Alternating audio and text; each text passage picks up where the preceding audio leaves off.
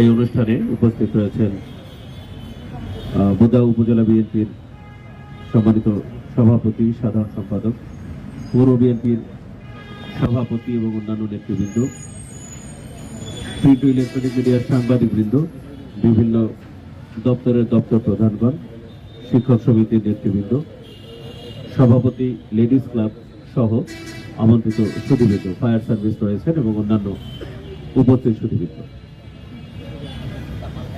25শে March গণহত্যার মাধ্যমে যেটি শুরু হয়েছিল ঢাকা বিশ্ববিদ্যালয়, রাজারবাগ পুলিশ লাইন সহ দেশের গুরুত্বপূর্ণ স্থাপনা, আমরা যদি 25শে মার্চ গণহত্যার স্থানগুলো দেখি তাহলে বুঝতে পারবো যে পশ্চিমা হানাদার বাহিনীর মূলত ভয় কোথায় ছিল। ঢাকা বিশ্ববিদ্যালয়ের আক্রমণের মাধ্যমে তারা মূলত আমাদের তারুণ্যকে স্থীভূত করতে চেয়েছে।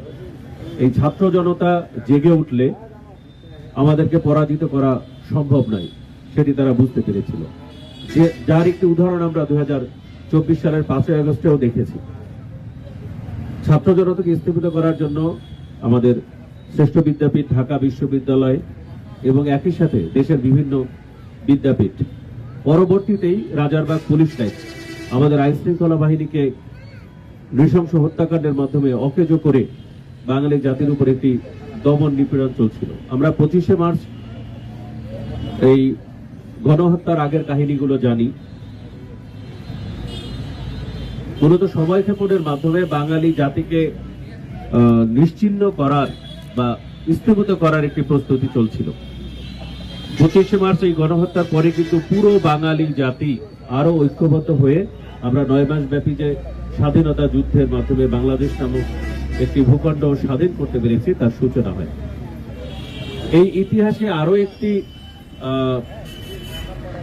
শুভক্ষণ হচ্ছে এটি যে এই গণহত্যার মাধ্যমে যে স্বাধীনতা আমরা শুরু করি, সেই স্বাধীনতা যুদ্ধের নেতৃত্বের মাধ্যমে বাংলাদেশ কিন্তু জিয়াউর রহমান নামে একজন লিডারকে আবিষ্কৃত করেন, যিনি সেনাবাহিনীর একজন উচ্চপদস্থ কর্মকর্তা ছিলেন।